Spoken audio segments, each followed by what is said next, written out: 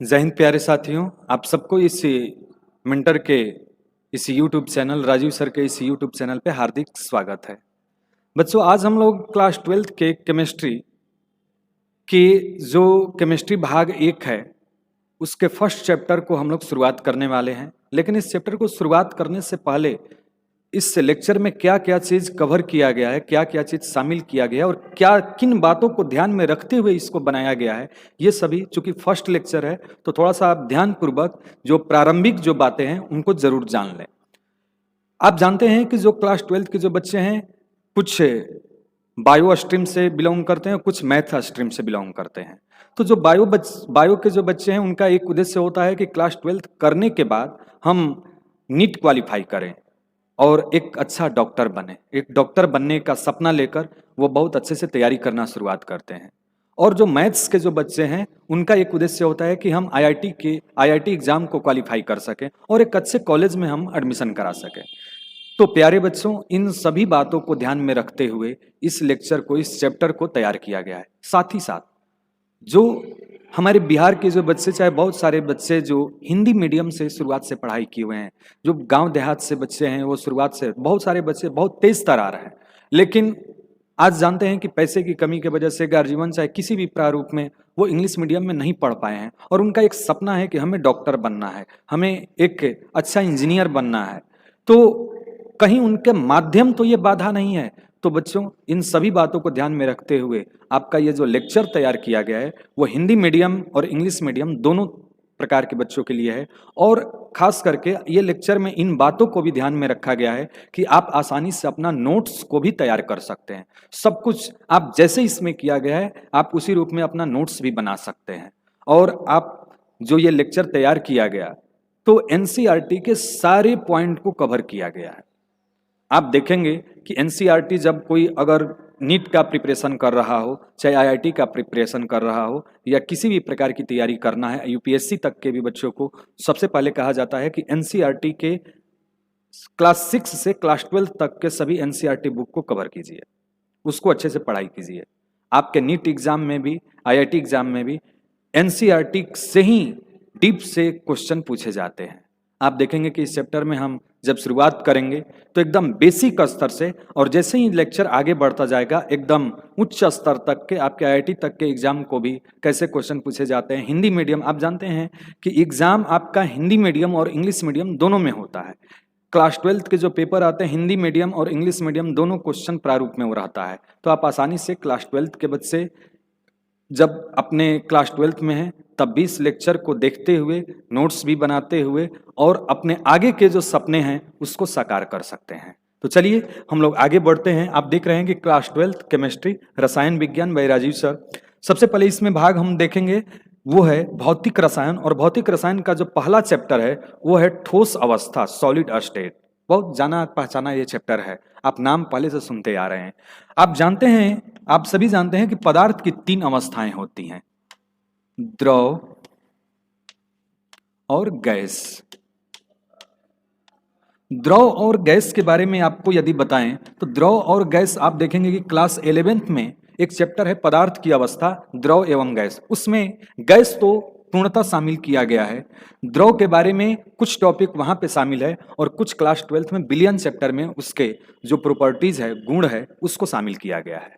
अब आते हैं एनसीईआरटी बुक पर। जैसे ही ये चैप्टर शुरुआत होता है पहले इन्हीं दोनों का नाम लिया गया है और कहा गया है कि द्रव एवं गैस को तरल पदार्थ कहते हैं। बहुत महत्वपूर्ण ये बात है, आप उस पर ध्यान देना है कि इनको हम तरल पदार्थ क्यों कहते हैं, इसकी भी बात एनसीईआरटी में कहा गया है। क्या कहा गया है कि द्रव एवं गैस के जो कण होते हैं वो थोड़ी सी दूरी बनाकर रहते हैं, बहुत ज्यादा पास पास नहीं होते हैं। गैस के जो कण होते हैं इनसे भी ज्यादा दूरी बनाकर रहते हैं, बहुत ज्यादा दूरी पर स्थित होते हैं, जिसके कारण ये थोड़ा बहुत इधर उधर भी आपस में ये गति कर सकता है, ये भी गति कर सकता है। इनको गति करने की स्वतंत्रता होती है। क्यों ये स्वतंत्रता होती है? क्योंकि ये पास पास कण नहीं है, इसलिए ये गति कर सकते हैं। ये इससे भी ज्यादा गति कर सकता है, बहुत ज्यादा गति कर सकता है। इसलिए द्रव एवं गैस को क्या कहा गया है? तरल पदार्थ। एनसीईआरटी के फर्स्ट पेज पर ही कुछ लाइंस के अंतर्गत ये बात कहा गया है। कई बच्चों का ध्यान नहीं गया, जबकि यहाँ से एक बार क्वेश्चन पूछा गया है आपके नीट एग्जाम में कि द्रव एवं गैस को तरल क्यों कहा गया है। तो इसका एक महत्वपूर्ण कारण है कि द्रव एवं गैस के कण अपना गति करने के लिए स्वतंत्र होते हैं, इसलिए इनको क्या कहा जाता है, तरल। इनको कहा जाता है तरल। लेकिन हमारा जो चैप्टर है वो है ठोस, ठोस अवस्था। ठोस अवस्था में कण को अगर देखें तो इसमें जो कण होते हैं काफी पास पास, काफी नजदीक होते हैं, काफी ये नजदीक होते हैं। जब नजदीक होंगे तो बहुत ज्यादा इनको गति करने की स्वतंत्रता नहीं होती है। अब गति करने की स्वतंत्रता नहीं होने का मतलब है कि थोड़ा बहुत अगर बीच में स्पेस भी मिलता है तो ये आपस में थोड़ा बहुत अपने माध्य में ही इधर उधर गति कर सकते हैं, थोड़ा बहुत अपने माध्य में दोलन कर सकते हैं। जैसे ये हमारा मध्य स्थिति हो तो हम थोड़ा बहुत ऐसे दोलन कर सकते हैं, इसलिए वो थोड़ा बहुत तो गति करने के कारण इसको ये काफी अत्यंत इसलिए कठोर हो जाते हैं, काफी ये कठोर होते हैं। ये पॉइंट ध्यान रखिएगा कि ठोस के जो कण है काफी नजदीक होने के कारण ये केवल अपने मध्य में दोलन कर सकते हैं, अपने माध्य दोलन, इनको कहा गया है माध्य दोलन कर सकते हैं।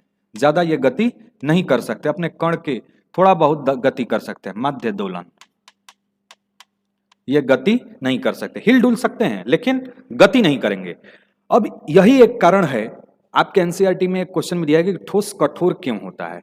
ठोस कठोर क्यों होता है, क्योंकि ठोस के कण काफी एक दूसरे के पास पास होते हैं, ये अपने केवल मध्य, अपने माध्य में दोलन कर सकते हैं, इसलिए ये क्या होते हैं, अत्यंत कठोर होते हैं। ये गति करने के लिए स्वतंत्र नहीं होते हैं। अब जैसे देखिए, अब इस पार्ट को तरल क्यों कहा गया, द्रव एवं गैस को, इसको तो हम लोग जान लिए। एक और चीज का नाम लिया गया है, जैसे अगर हम यहां पर इस पॉइंट को देखें तो आप देख सकते हैं कि ये जो गैस के कण हैं, गैस के कण काफी दूरी बना कर रहे हैं, ये काफी दूरी पर हैं। द्रव के कण जो हैं वो थोड़ा सा नजदीक तो हैं लेकिन बहुत ज्यादा नजदीक नहीं है, लेकिन ठोस के कण आप देख रहे हैं कि काफी एक दूसरे के नजदीक है, इसलिए ये ज्यादा गति नहीं कर सकते हैं, इसलिए ये कठोर भी हैं और इनको तरल नहीं कहा जा सकता है। आपके फर्स्ट पेज में ही एक नाम लिया गया है कार्बन नैनो ट्यूब। आप अगर उस एनसीईआरटी बुक देखते हैं तो आपको यह दिखेगा, यह है कार्बन नैनो ट्यूब। इसको क्या कहा गया है, carbon nano tube, nano tube, CNT, CNG नहीं, CNT, कार्बन नैनो ट्यूब।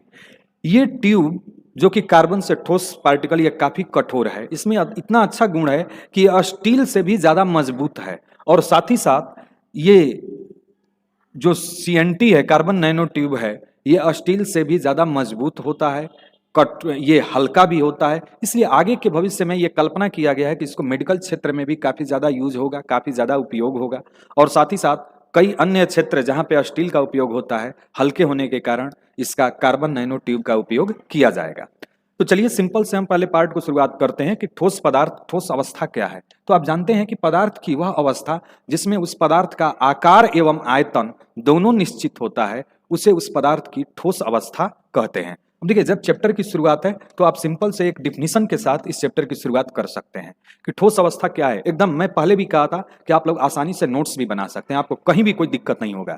ठोस अवस्था किसको कहेंगे, पदार्थ की वह अवस्था जिसमें पदार्थ का आकार एवं आयतन दोनों निश्चित होता है, उसे पदार्थ का ठोस अवस्था कहते हैं, क्योंकि इसमें आकार और आयतन दोनों निश्चित होता है। सिंपल सा डिफिनीशन, ये कक्षा 8 से ही आप देखते आ रहे हैं, लेकिन इतना ही भाग नहीं है, ये तो केवल ठोस अवस्था का, स्टेट का केवल बात किया गया। अब बात करते हैं कि ठोस अवस्था, ठोस पदार्थ के अभिलक्षण क्या है। ठोस पदार्थ के अभिलक्षण, अगला जो एनसीईआरटी का पॉइंट है कि ठोस पदार्थ का अभिलक्षण, इसका कैरेक्टर क्या है, प्रॉपर्टीज। तो चलिए सबसे पहले इसके कैरेक्टर की बात करें, इसके प्रॉपर्टीज की बात करें। तो देखिए, ये अगर हम भाग मान लें एक ठोस पदार्थ का, हम 3 भाग लेते हैं। मैं इस रूप में लिया हूं, हालांकि यहाँ पे थोड़ा बहुत कम अधिक आपको दिख रहा हो, लेकिन मैं ये मानकर चला हूं कि ये तीनों का आयतन समान है। अगर मैं इसमें ठोस पदार्थ के कण को रखें तो आप देख सकते हैं कि ये काफी नजदीक नजदीक कण है और इसमें 6 कण है। द्रव में थोड़ा सा ये दूरी बनाकर है, गैस में इससे भी ज्यादा दूरी बनाकर है। ये आपका ठोस हो गया, और ये हो गया द्रव, और ये हो गया गैस। अब आप जानते हैं कि सबसे पहले हम घनत्व की बात कर रहे हैं। घनत्व बराबर होता है द्रव्यमान बटे में आयतन, द्रव्यमान बटे में आयतन। हम आयतन तीनों का सेम लिए हैं, तीनों का जो आयतन है वो लगभग हम बराबर लिए हैं। तो अब बात आती है कि घनत्व निर्भर करेगा द्रव्यमान पर, क्योंकि आयतन तो हमने कांस्टेंट कर दिया, तीनों का आयतन समान लिया। तो आप देख रहे हैं कि जिसका द्रव्यमान अधिक होगा उसका घनत्व भी अधिक होगा, जिसका द्रव्यमान अधिक होगा उसका घनत्व भी अधिक होगा। अब बात आती है द्रव्यमान किसका अधिक होगा, तो जिसमें कण की संख्या अधिक है। आप देख रहे हैं कि वही कण यहाँ पर है 6 कण, यहाँ पे 4 कण और यहाँ पे 2 कण। तो ठोस के जो घनत्व होगा इसकी द्रव्यमान सबसे अधिक होगा, क्योंकि इसमें 6 कण है, इसलिए सबसे अधिक घनत्व ठोस द्रव गैस में किसका होगा। स्वाभाविक सी बात है कि इसमें 6 कण है तो ठोस का घनत्व अधिक होगा, उसके बाद द्रव का होगा और उसके बाद गैस का होगा। पहला ध्यान रखिएगा कि जो ठोस पदार्थ होते हैं वो उच्च घनत्व वाले होते हैं। अब इसके दूसरे प्रॉपर्टीज पे पहुंचते हैं। घनत्व तो पता चल गया, घनत्व क्यों अधिक हुआ ये भी आप लोग देख चुके। दूसरे पॉइंट पर देखें, अब आपसे पूछा जाए कि इन तीनों में किसके बीच प्रबल अंतराण्विक बल होगा। अंतराण्विक बल मतलब अगर कण पास पास होते हैं, यदि दो चुंबक को अगर विपरीत ध्रुव करते हुए उसको लाएं तो जितना ही उसको पास लाते जाएंगे उनके बीच आकर्षण बल बढ़ता जाएगा। तो कण जितना ही पास पास होगा, कण किस में ज्यादा पास पास है, ठोस में ज्यादा पास है, सबसे नजदीक, सबसे पास पास हैं, सबसे नजदीक हैं एक दूसरे के। तो बहुत ज्यादा नजदीक होने के कारण जो इनके बीच जो बल लगेगा वो होगा प्रबल अंतराण्विक बल। कैसा होगा, प्रबल अंतराण्विक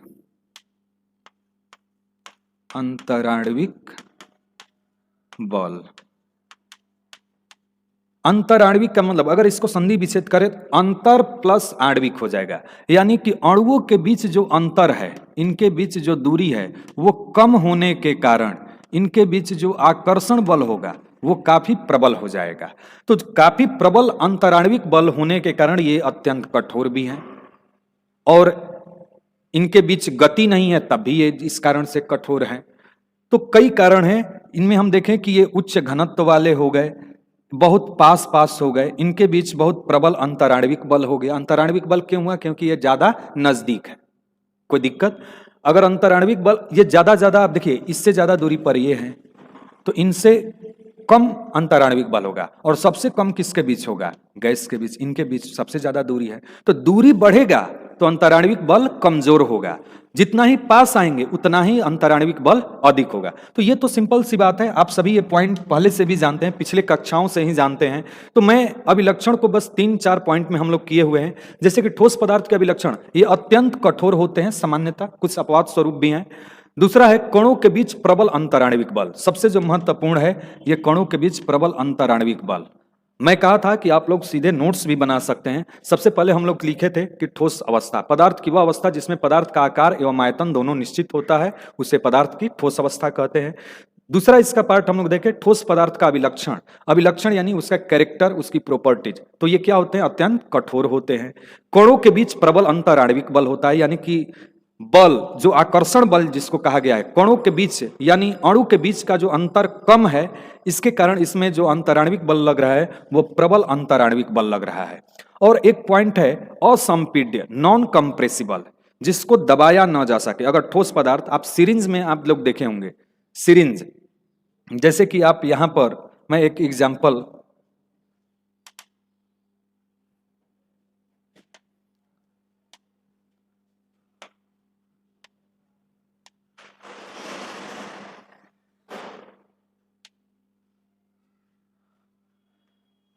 आप यहां पर ध्यान दें, ये देखिए ये एक सिरिंज है जिसमें चाक यानी जो खल्ली है उसके चूर्ण को करके उसमें भर दिया गया है और इसको प्रेस किया जा रहा है, लेकिन ये दब नहीं रहा है। उतना ही अगर बल लगाकर इसको प्रेस किया जाए तो ये आसानी से नीचे की ओर नहीं आ रहा है, यानी कि ये नॉन कंप्रेसिबल है। सॉलिड आर नॉन कंप्रेसिबल, यानी कि इसको कहते हैं असंपीड्य। लिक्विड जो है कंप्रेसिबल बहुत ज्यादा तो नहीं, थोड़ा बहुत वो कंप्रेसिबल हो जाता है, क्योंकि लिक्विड के जो कण है थोड़ी थोड़ी जो दूरी पर है, अगर उसको बहुत ज्यादा प्रेस करें तो उन कण जो है काफी थोड़ा सा नजदीक आ जाते हैं। तो बहुत ज्यादा नहीं लेकिन थोड़ा बहुत ये कंप्रेसिबल है जिसको दबाया जा सके। और गैस जो होते हैं ये बहुत ज्यादा कंप्रेसिबल होते हैं। ऐसा भी नहीं कि हम एक तरफ से अगर सिरिंज के एक बार मुख को बंद करके कुछ हद तक तो उसको दबा सकते हैं, लेकिन उससे ज्यादा हम अधिक नहीं दबा सकते हैं। तो गैस सबसे ज्यादा कंप्रेसिबल है, द्रव उससे कम है, और ठोस बिल्कुल ही वो कंप्रेसिबल नहीं है। जब तक कण दूरी थोड़ा सा रखेंगे तब वो कंप्रेसिबल है, वरना वो कंप्रेसिबल नहीं है। तो इसका जो नॉट कंप्रेसिबल यानी कि ये जो होता है नॉन कंप्रेसिबल, असंपीड्य होता है। ये किस प्रकार का है? असंपीड्य। तो इसका जो एक प्रॉपर्टी आपको देखने को मिला, ये कौन सा प्रॉपर्टीज है? आप ये 3 पॉइंट देखें। अगला जो पॉइंट है उच्च घनत्व। अगला जो पॉइंट आप लोग देख रहे हैं ये कौन सा है? उच्च घनत्व। घनत्व क्यों उच्च हुआ? क्योंकि अभी आप लोग को मैं दिखाया था कि घनत्व बराबर द्रव्यमान बटे आयतन, और द्रव्यमान जो है समान आयतन में ठोस के कण की संख्या अधिक होने के कारण उसका द्रव्यमान भी अधिक है। तो ये 4 प्रॉपर्टीज आप लोग विशेष ध्यान रखेंगे। कौन कौन से? कि अत्यंत कठोर, कणों के बीच प्रबल अंतराण्विक बल, असंपीड्य यानी कि नॉन कंप्रेसिबल जिसको दबाने पर न दबे, और ये उच्च घनत्व। अब प्यारे बच्चों, अब जो इस चैप्टर का मेन पार्ट शुरुआत होता है, अब यहां से इस चैप्टर का मेन पार्ट शुरुआत हो रहा है, और ये है ठोस पदार्थ के प्रकार। तो चलिए हम लोग जानते हैं कि ठोस पदार्थ जो होते हैं वो 2 प्रकार के होते हैं। ठोस पदार्थ जो है वो मुख्यतः 2 प्रकार के हैं, क्रिस्टलीय ठोस और अक्रिस्टलीय ठोस। क्रिस्टलाइन सॉलिड और नॉन क्रिस्टलाइन सॉलिड। आप देख रहे हैं ठोस पदार्थ निम्न 2 प्रकार के, क्रिस्टलीय या रवादार ठोस।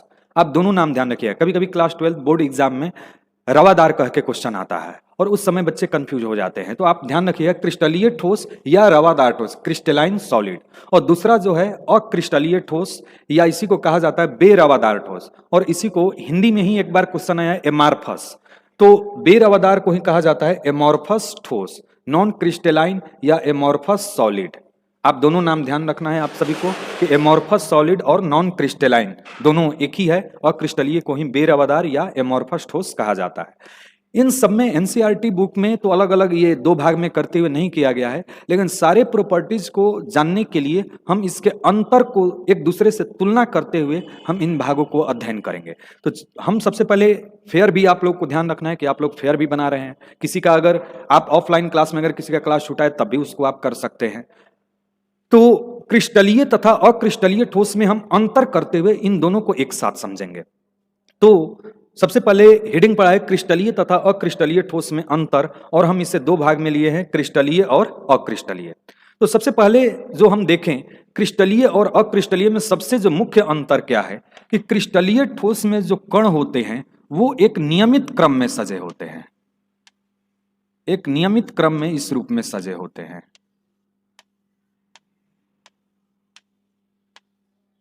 अगर ये कणों में नियमितता है, आप देख रहे हैं ना प्रत्येक रो में 1 2 3 4, और ऐसे भी प्रत्येक में आप देख रहे हैं कि 4-4 कण है। लेकिन अक्रिस्टलीय ठोस में जो कण होते हैं वो रेगुलर यानी नियमित क्रम में नहीं होते हैं। जैसे अगर मान लीजिए कुछ दूरी पर ये 2 में नियमितता हुआ, फिर यहाँ पर 2 कण हो गए, फिर यहाँ पर 1 कण हो गया, फिर इस रूप में अनियमित क्रम में ये व्यवस्थित होते हैं। मैं ऐसा फिगर इसलिए बनाया क्योंकि आगे का भी टॉपिक यहाँ पर आपको बताना है। तो आप देख रहे हैं कि ये जो है कण, इसमें नियमितता है। क्या है? नियमितता, नियमित क्रम में है। और इसमें जो कण है ये जो है अनियमित क्रम में है, अनियमित। तो जिसमें कण नियमित क्रम में होते हैं उसे कहते हैं क्रिस्टलीय ठोस, और जिसमें कण अनियमित क्रम में होते हैं, बहुत सिंपल सा एक डिफिनेशन ध्यान रखिए। एक बार अभी बोर्ड में ही 2023 बोर्ड एग्जाम में ही क्वेश्चन है, क्रिस्टलीय ठोस किसे कहते हैं। क्रिस्टलीय ठोस का डिफिनेशन देते हुए और सब उसमें गुण को भी, उसमें उसकी प्रॉपर्टीज को भी बताना है। तो क्रिस्टलीय ठोस किसको कहेंगे? वह ठोस जिसमें कण एक नियमित क्रम में उपस्थित होता है, एक नियमित क्रम में व्यवस्थित होता है, जिस कारण उसकी ज्यामिति भी क्या होती है? निश्चित होता है। उसकी जो ज्यामिति संरचना जो बनता है वो भी निश्चित होता है। जैसे हम लोग देख रहे हैं फर्स्ट जो इसमें अंतर हम लोग लिखे हैं, क्रिस्टलीय ठोस में जो कण एक नियमित क्रम में व्यवस्थित होते हैं, जिस कारण क्रिस्टलीय ठोस की जो ज्यामिति होता है वो बिल्कुल निश्चित होता है। जबकि अक्रिस्टलीय ठोस में जो कण होते हैं वो अनियमित क्रम में व्यवस्थित होते हैं, जिस कारण इसकी ज्यामिति भी अनिश्चित होता है। थोड़ा बहुत इसकी ज्यामिति बदल सकता है। जैसे आप लोग जानेंगे रबर का, रबर में हम अगर रबर एक अक्रिस्टलीय ठोस है, और अक्रिस्टलीय ठोस होने के कारण उसको जब खींचते हैं तो उसके आयतन में भी उसकी ज्यामिति भी बदलती है, आकार में भी परिवर्तन होता है, उसके कण भी थोड़ा सा इधर उधर हो जाते हैं। तो अक्रिस्टलीय ठोस में कण किस रूप में होते हैं? अनियमित क्रम में। और क्रिस्टलीय ठोस में जो कण होते हैं वो एक नियमित क्रम में होते हैं। अब दूसरा पॉइंट जानते हैं। दूसरा पॉइंट कहा गया है, देखिए बहुत इंपॉर्टेंट, एनसीईआरटी भी एक बहुत इंपॉर्टेंट पॉइंट कहा है, बहुत विस्तृत भी आगे आप लोग जानेंगे। जो क्रिस्टलीय ठोस है ये दीर्घ परास व्यवस्था को दर्शाता है। दीर्घ परास व्यवस्था क्या है ये आप देखेंगे तो इस पॉइंट को कई बार एग्जाम में आगे पूछ सकता है, आपके कॉम्पिटिटिव एग्जाम में पूछ सकता है।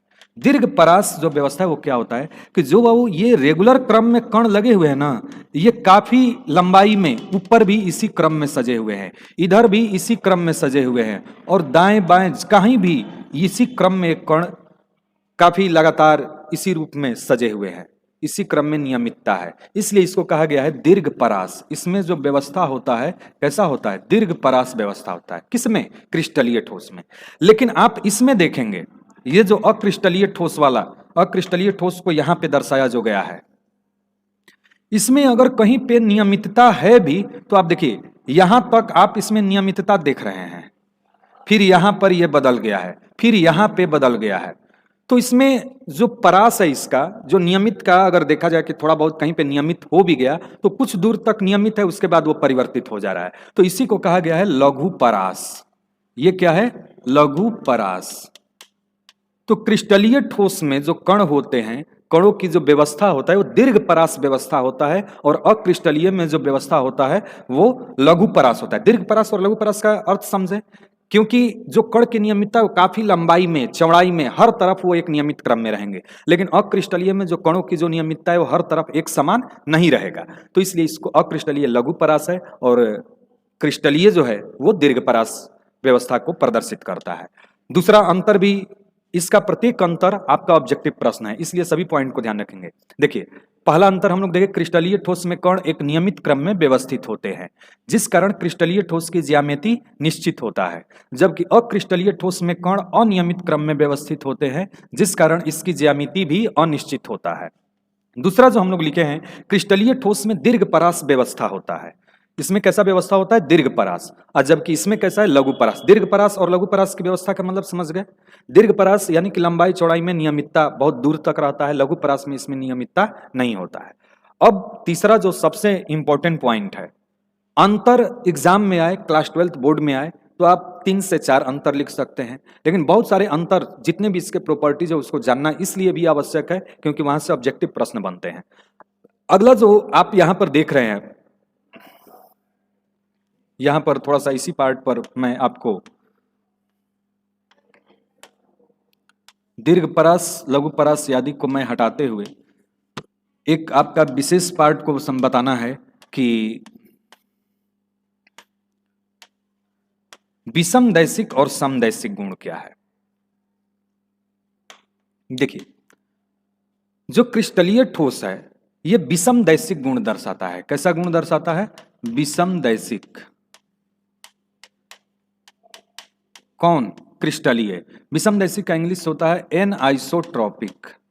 एनआइसोट्रॉपिक इंग्लिश भी ध्यान रखना है, आपके क्वेश्चन इस रूप में पूछे जाएंगे आगे। हम अभी ऑब्जेक्टिव प्रश्न भी सॉल्व किए हैं। विषमदैशिक का मतलब हुआ कि जो क्रिस्टलीय ठोस है ये सभी दिशाओं में अपना गुण अलग अलग दर्शाते हैं, चाहे वो अपवर्तनांक हो, चाहे उस पर यांत्रिक बल हो, ये हर दिशा में समान नहीं होता है। आप यहां से जो गुण देखेंगे ये वाला अलग होगा, ये वाला गुण अलग होगा, इस पर कोई हम अपवर्तनांक या क्वथनांक या इसका यांत्रिक बल देखें तो वो अलग होगा, ये वाला गुण अलग होगा। तो वह गुण जो सभी दिशाओं में भिन्न भिन्न होता है उसको कहते हैं विषमदैशिक गुण। और विषमदैशिक गुण कौन दर्शाता है, तो क्रिस्टलीय। कौन दर्शाता है, क्रिस्टलीय। क्यों दर्शाता है, क्योंकि दीर्घ परास इसमें व्यवस्था है, काफी दूरी तक इसमें जो कणों की नियमित क्रम व्यवस्था है, और जिस कारण इसका हर दिशा में इसका जो सारे जो गुण है वो अलग अलग हो जाते हैं। जबकि जो अक्रिस्टलीय ठोस है, ये जो आप देख रहे हैं अक्रिस्टलीय ठोस, ये समदैशिक गुण दर्शाता है। सुनने में लगता है ये उल्टा जैसा, लेकिन आपको हमेशा ध्यान रखना, इसीलिए तो यह क्वेश्चन भी इंपॉर्टेंट है। अक्रिस्टलीय जो गुण दर्शाता है वो दर्शाता है समदैशिक। समदैशिक का मतलब होता है आइसोट्रॉपिक। आइसोट्रॉपिक, आइसोट्रॉपिक का मतलब हो गया समदैशिक। और समदैशिक गुण कौन दर्शाता है, अक्रिस्टलीय, क्योंकि इसके सभी दिशाओं में गुण एक समान होता है। एक समान होने के कारण क्या है कि लघु परास है। लघु परास होने की नियमितता ही नहीं है, कण जो चारों तरफ से अगर इसका माध्य परास देखा जाएगा तो वो एक समान आने लगता है, इसलिए ये जो गुण दर्शाता है वो समदैशिक गुण दर्शाता है। फॉर एग्जाम्पल आप सिंपल से एक बात को समझें, अगर इसको मैं एक आयरन का टुकड़ा मानूं, चाहे लकड़ी का ही, जो कि लकड़ी एक क्रिस्टलीय ठोस है, हालांकि ये पेन है, प्लास्टिक है, प्लास्टिक अक्रिस्टलीय होता है, लेकिन हम इसको एक लकड़ी का टुकड़ा माने और इसकी मजबूती को देखें तो इसको हम इस भाग से यांत्रिक बल लगाकर इसको हम तोड़ना चाहें तो आसानी से ये टूटेगा नहीं, ये आसानी से नहीं टूटेगा। लेकिन इसी को हम ऐसे पकड़कर बीच से तोड़ना चाहें तो आसानी से, थोड़ा भी बल लगाए तो ये बीच से क्या हो जाएगा, टूट जाएगा। यानी कि इसकी जो मजबूती है इस दिशा में अलग है, यांत्रिक बल इस दिशा में अलग है, और जो बीच से हम जो इस पर यांत्रिक बल लगा रहे हैं ये अलग हो जा रहा है। तो ये जो गुण हुआ ये दोनों दिशाओं में अलग अलग हो गया, तो ये दर्शा रहा है विषमदैशिक गुण। कौन दर्शा रहा है, विषमदैशिक गुण यही कहलाएगा। और ये कौन दर्शाता है, क्रिस्टलीय।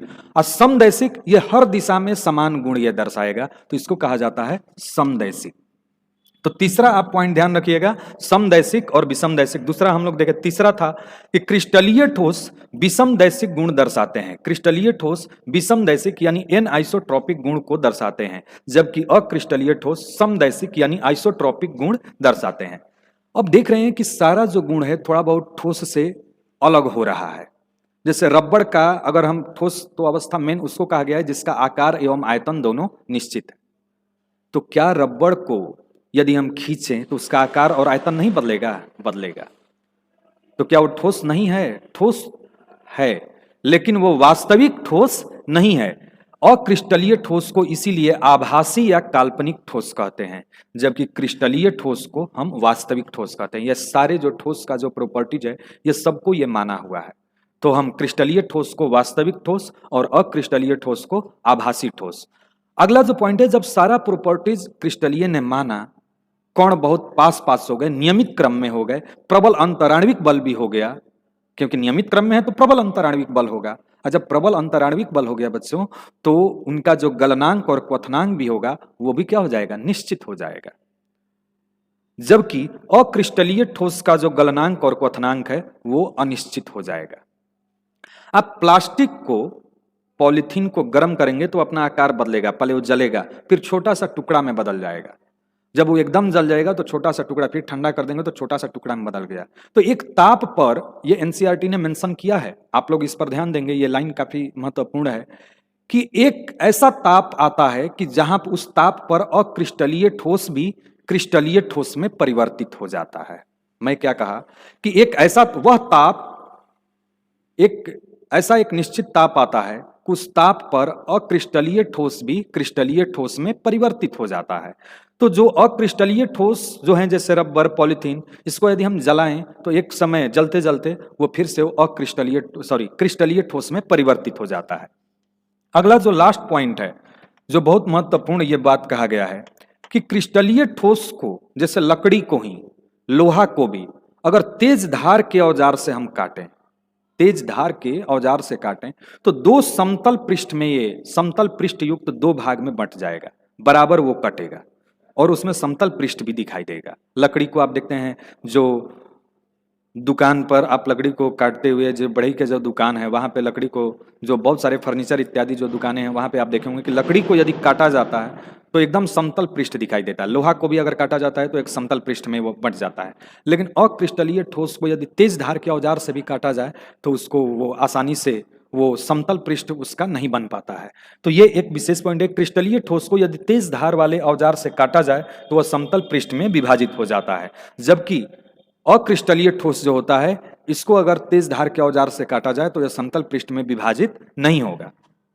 अब इसके कुछ एग्जाम्पल को देखते हैं और इस पर बहुत सारे क्वेश्चन को करना है आपको। क्रिस्टलीय ठोस के प्रकार जब हम लोग देखेंगे तो उसमें बहुत सारे क्रिस्टलीय ठोस के एग्जाम्पल को हम शामिल कर देंगे, लेकिन यहाँ पे जानना है आपको अक्रिस्टलीय ठोस को। तो अक्रिस्टलीय ठोस के एग्जाम्पल से ही आपके ऑब्जेक्टिव प्रश्न बनते हैं। देखिए यहां पर ध्यान देंगे कि जैसे क्रिस्टलीय ठोस का एग्जाम्पल है, ये सारे एग्जाम्पल सब कुछ आगे अभी हम लोग को देखना है कि क्रिस्टलीय ठोस के प्रकार में। उदाहरण में देखें कि क्रिस्टलीय ठोस में आप देख रहे हैं हीरा, ग्रेफाइट, नमक, NaCl, स्टार्च, ग्लूकोज, सुक्रोज, ईंट, पत्थर, बालू, क्वार्ट्ज, जो सबसे महत्वपूर्ण है क्वार्ट्ज।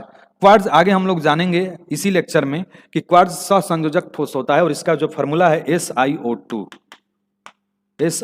Silicon dioxide, quartz. लेकिन क्वार्ट्ज को ही अगर पतला लेयर के रूप में रखा जाए तो उसे कहा जाता है क्वार्ट्ज ग्लास यानी कांच।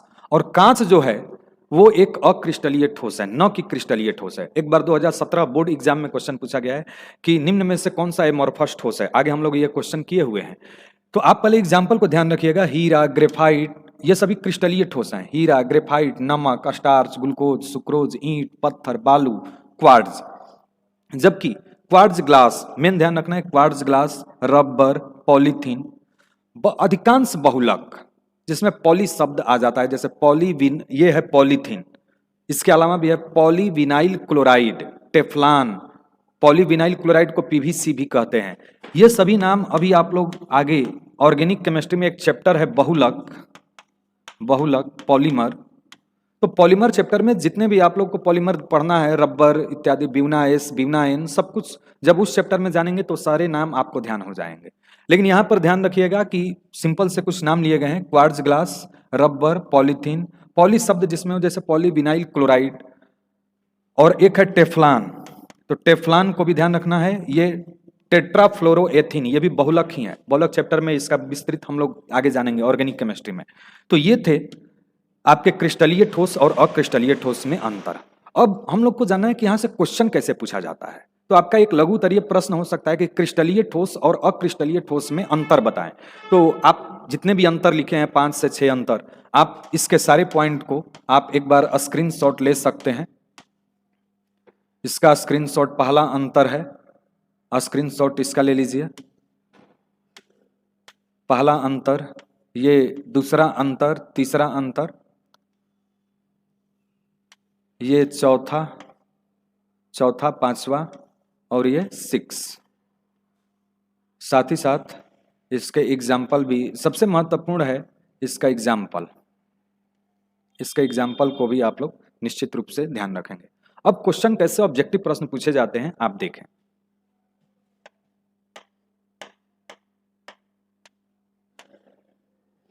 देखिए क्वेश्चन पर ध्यान देंगे, ऑब्जेक्टिव प्रश्न है, निम्न में कौन विषमदैशिक गुण दर्शाता है।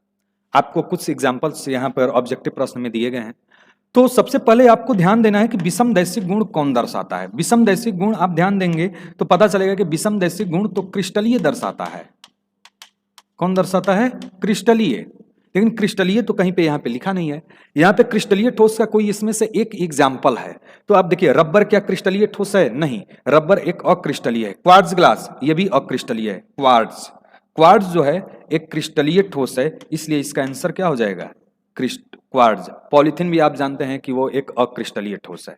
तो जब भी क्वेश्चन करें तो कंसेप्ट के साथ में, कंसेप्ट आप लिखे रहेंगे तो आसानी से क्वेश्चन ऑब्जेक्टिव अच्छे से तैयार हो जाएगा। जैसे कंसेप्ट लिखा गया चूंकि विषमदैशिक गुण क्रिस्टलीय ठोस दर्शाते हैं और यहाँ क्वार्ट्ज एक क्रिस्टलीय ठोस है।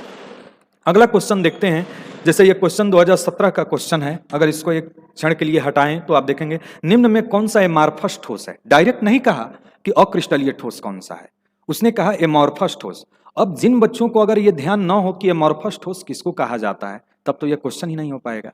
तो सबसे पहले आपको ध्यान देना है एमॉर्फस ठोस किसको कहते हैं। तो आपको पता है कि एमॉर्फस ठोस हम अक्रिस्टलीय को कहते हैं। किसको कहते हैं? अक्रिस्टलीय को। अब अक्रिस्टलीय को आप जान गए कि एमॉर्फस कहते हैं, तो आपको बस इसमें से एग्जांपल छांटना है कि कौन सा एमॉर्फस है। तो आप जानते हैं क्वार्ट्ज क्या है? क्रिस्टलीय। क्वार्ट्ज ग्लास क्या है? अक्रिस्टलीय। हीरा और ग्रेफाइट तो क्रिस्टलीय हैं। तो इसका एग्जांपल, इसका आंसर क्या हो जाएगा? Quartz glass. क्यों? क्योंकि ये एक अक्रिस्टलीय है। अगला जो पार्ट अब एनसीईआरटी में जो नेक्स्ट पार्ट जो पढ़ना है वो है क्रिस्टलीय ठोस के प्रकार। तो चलिए अब हम लोग इस पार्ट को भी देख लेते हैं, क्रिस्टलीय ठोस के प्रकार। क्रिस्टलीय ठोस जो होते हैं प्यारे बच्चों, जो क्रिस्टलीय ठोस है वो टोटल 4 प्रकार के हैं। 4 प्रकार के कौन कौन से? एक है आणविक क्रिस्टलीय ठोस, दूसरा है आयनिक क्रिस्टलीय ठोस, तीसरा है धात्विक क्रिस्टलीय ठोस और चौथा है सहसंयोजक या नेटवर्क या विशाल अणु। पहले ये चारों नाम ध्यान रखना है। आपसे कभी एक ऑब्जेक्टिव प्रश्न ये भी पूछा गया है कि क्रिस्टलीय ठोस कितने प्रकार के होते हैं। तो क्रिस्टलीय ठोस ध्यान रखना है कि क्रिस्टलीय ठोस 4 प्रकार के हैं। आणविक क्रिस्टलीय ठोस, दूसरा है आयनिक क्रिस्टलीय ठोस, तीसरा है धात्विक क्रिस्टलीय ठोस और चौथा है सहसंयोजक या नेटवर्क या विशाल अणु। तो इसमें हम सबसे पहला देखेंगे, आप इसी रूप में स्क्रीनशॉट ले सकते हैं प्रत्येक भाग का, आप लोग आसानी से फेयर भी बना सकते हैं किसी का अगर छूटा हुआ हो तो। आणविक क्रिस्टलीय ठोस, आणविक क्रिस्टलीय ठोस का मतलब हुआ कि इनमें अणुओं के बीच जो बंध बनेगा और कुछ परमाणु हैं जो कि वो अणु के रूप में होते ही नहीं है, वो हमेशा परमाणु के रूप में रहते हैं। अब कौन ऐसा है जो परमाणु के रूप में रहेगा? तो जो 18वें वर्ग के तत्व हैं। 18वें वर्ग के तत्व में जैसे एनसीईआरटी नाम लिया है हीलियम, आर्गन, हीलियम और आर्गन, इनका अष्टक पूरा हुआ है, ये 18वें वर्ग के तत्व हैं, तो दूसरे के साथ बंध नहीं बनाते हैं। फिर भी हीलियम के अगर दो परमाणु हों तो उनके बीच एक प्रकार का आकर्षण बल होगा, वो हीलियम एक साथ वो पास में आएंगे, उनके बीच यूनिटी बनेगा और ये जो बंध होगा काफी दुर्बल बंध होगा, काफी दुर्बल बंध होगा, क्योंकि दोनों समान हैं लेकिन उनके बीच किसी न किसी भी प्रकार का लालच, उसमें अणु परमाणु में भी देखें कि किसी भी प्रकार का ना इलेक्ट्रॉन का लालच है ना प्रोटॉन का, एक सिंपल सा आकर्षण है जिसको हम दुर्बल वांडर वाल बंध कहते हैं। क्या कहते हैं? दुर्बल वांडर वाल बंध। तो आणविक क्रिस्टलीय ठोस किसको कहेंगे? कि वह क्रिस्टलीय ठोस जिसमें परमाणु के रूप में कौन लिए हैं? जो 18वें वर्ग के तत्व हैं, हीलियम और आर्गन, या अणु के बीच दुर्बल वांडर वाल बंध या हाइड्रोजन बंध। हाइड्रोजन बंध भी एक आकर्षण बल है, वो डायरेक्ट वो बंध नहीं है, वो एक प्रकार का आकर्षण बल है। और हाइड्रोजन बंध, ध्यान रखने कि हाइड्रोजन बंध किसके किसके बीच बनता है, आगे हम लोग अभी देखेंगे। हाइड्रोजन तथा फोन के बीच, फ्लोरीन ऑक्सीजन या नाइट्रोजन के बीच किसी से बनेगा। एक तरफ तो हाइड्रोजन रहेगा लेकिन दूसरी तरफ या तो फ्लोरीन हो सकता है, या तो ऑक्सीजन हो सकता है, या तो नाइट्रोजन हो सकता है। क्यों इन्हीं के बीच बनता है? क्योंकि फ्लोरीन, ऑक्सीजन और नाइट्रोजन की जो वैद्युत ऋणात्मकता है, इलेक्ट्रोनिगेटिविटी है, यह काफी उच्च होता है। वैद्युत ऋणात्मकता उच्च होने के कारण इनके बीच एक प्रबल आकर्षण बल लगेगा और इसी को कहा जाता है हाइड्रोजन बंध। अब हाइड्रोजन बंध के अगर हम आणविक क्रिस्टलीय ठोस का एक बार डेफिनेशन देखें तो क्या हो गया? डेफिनेशन कभी आपसे, चूंकि मैं कहा था कि आप लोगों के बोर्ड एग्जाम को भी ध्यान रखना है कंपटीशन के साथ साथ, तो डेफिनेशन भी साथ में चलते चले कि आणविक क्रिस्टलीय ठोस किसको कहेंगे? वह ठोस जिसमें परमाणु या अणु, परमाणु में कौन लिया? 18वें वर्ग के तत्व हीलियम और आर्गन के बीच दुर्बल वांडर वाल बंध या हाइड्रोजन बंध उपस्थित होता है, उसे आणविक क्रिस्टलीय ठोस कहते हैं। अब आणविक क्रिस्टलीय ठोस की खासियत क्या है? मेन अब पॉइंट है जहां से आपके कॉम्पिटिटिव एग्जाम में भी क्वेश्चन रहेंगे या क्लास 12th बोर्ड में आपके ऑब्जेक्टिव प्रश्न रहेगा कि आणविक क्रिस्टलीय ठोस जो होता है ये सामान्य ताप पर, नॉर्मल टेम्परेचर पर, ये द्रव या गैस अवस्था में होता है। आणविक क्रिस्टलीय ठोस सामान्य ताप पर ये द्रव या गैस अवस्था में होता है, कभी ठोस अवस्था में नहीं होता है। जब इसको हम निम्न ताप करेंगे, ताप कम करते जाएंगे, तब जाकर ये ठोस अवस्था में परिवर्तित होता है। और इसकी क्या खासियत होती है? ये आणविक क्रिस्टलीय जो ठोस होंगे ये विद्युत का कुचालक होते हैं, कभी ये सुचालक नहीं होते हैं। कुचालक या अचालक या विद्युतरोधी, इंसुलेटर, इसको इंग्लिश में क्या कहा जाता है? कुचालक या अचालक या विद्युतरोधी को हम कहते हैं इंसुलेटर।